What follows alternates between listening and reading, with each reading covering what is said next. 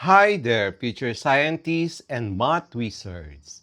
Welcome to Smile Road.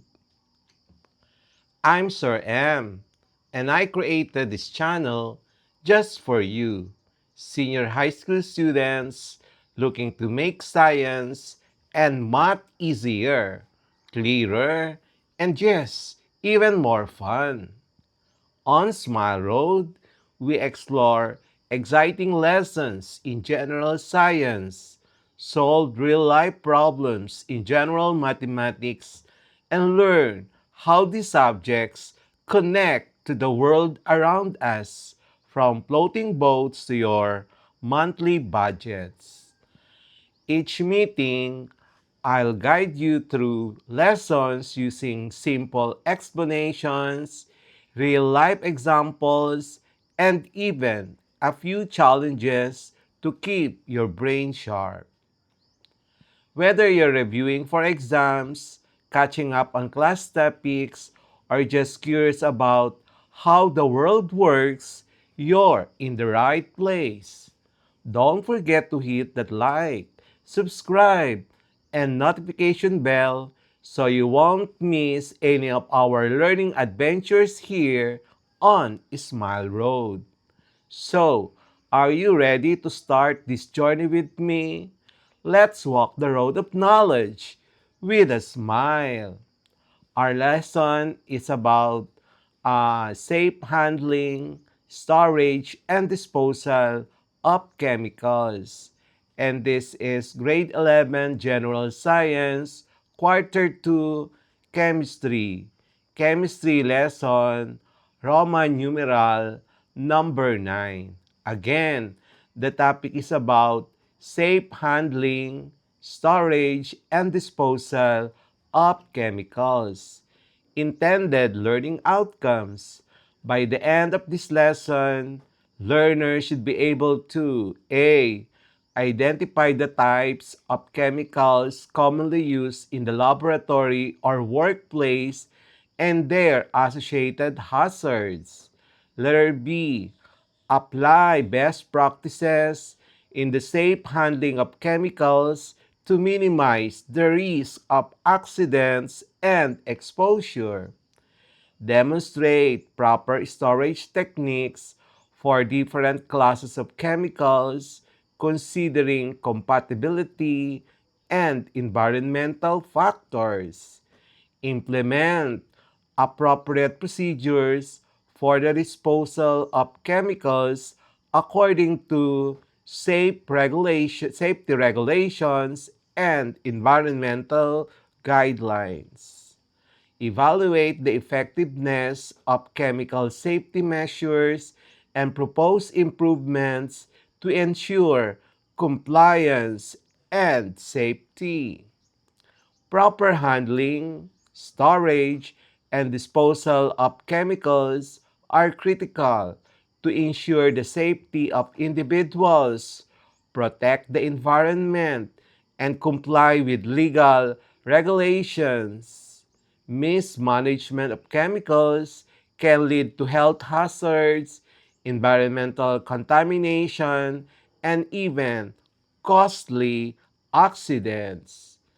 Number one, proper handling of chemicals. A. Personal protective equipment, PPE.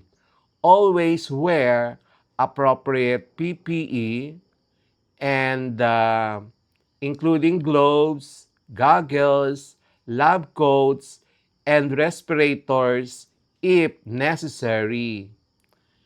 Label reading. Carefully read labels and safety data sheets to understand chemical properties, hazards, and first aid measures. Techniques. Use fume hoods when handling volatile or toxic substances. Avoid direct contact with chemicals and never taste or smell chemicals directly. Minimize quantities. Only handle the amount needed for an experiment or process to reduce the risk of spills or exposure. Proper storage of chemicals. Segregation by type. Store chemicals according to their hazards, class, and hazard class. Example, flammables, corrosives, oxidizers, acids, bases. Compatibility. Never store incompatible chemicals together to prevent reactions. Examples, acids and bases, oxidizers, and organics. Labeling. Clearly label all containers with a chemical name, concentration, hazard symbols, and date of receipt. Environmental controls. Store chemicals in well-ventilated areas away from heat sources and direct sunlight. Use proper cabinets for flammables and corrosives. Proper disposal of chemicals. Follow regulations. Dispose of chemicals according to local, national, and institutional guidelines. This often involves coordination with hazardous waste management services. Neutralization. Some chemicals can be neutralized or rendered safe before disposal. Example, acids and bases neutralized before disposal. Segregation. Never mix incompatible waste. Use separate containers for different waste types. Documentation. Maintain records of chemical disposal, including types, quantities, and methods used to ensure traceability and compliance. Emergency preparedness, spill response. Be trained in chemical spill response procedures and use spill kits appropriate for the type of chemical. First aid. Know the first aid measures for chemical exposure, including eye wash stations and emergency showers. Reporting. Immediately report accidents, spills, or exposures to the responsible authority. Continuous improvement. Safety audits. Regularly review chemical handling, storage, and disposal practices to identify areas for improvement. Key takeaways. Applying best practices in chemical safety minimizes risk to health and prevents accidents and protect the environment. Learners who master these skills are better prepared for safe laboratory and industrial practices and contribute to a culture of safety in their workplaces or schools. Practice problem, chemistry lesson, Roman numeral number 9, safe handling, storage, and disposal of chemicals. Number 1, in handling. You need to transfer a small amount of concentrated hydrochloric acid from a stock bottle to a reaction container. Describe the steps you would take to ensure safe handling. Include the PPE you would use and precautions to prevent accidents.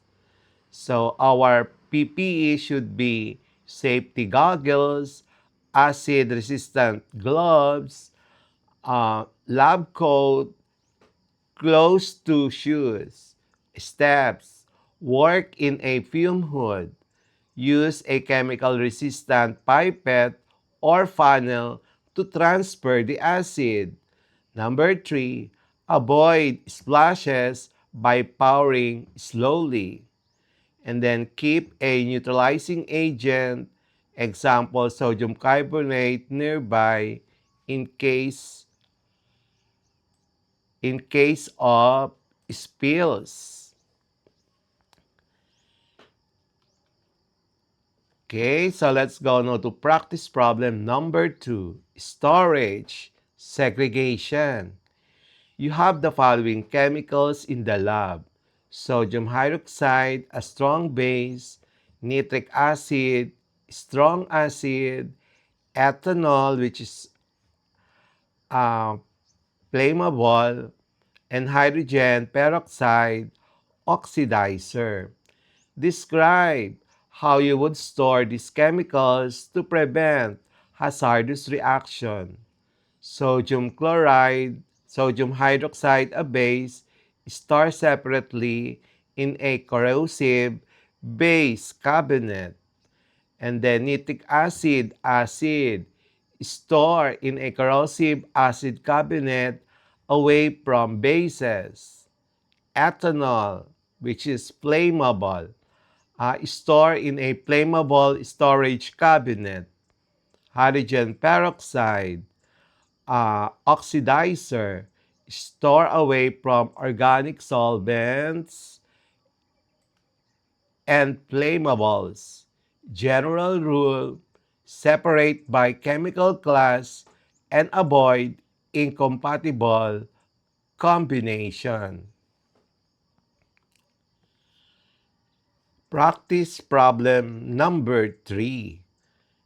Labeling. A bottle in your lab contains a chemical, but the label is partially torn and unreadable. What steps would you take before using or storing the chemical? Do not use or store an unlabeled or partially labeled chemical.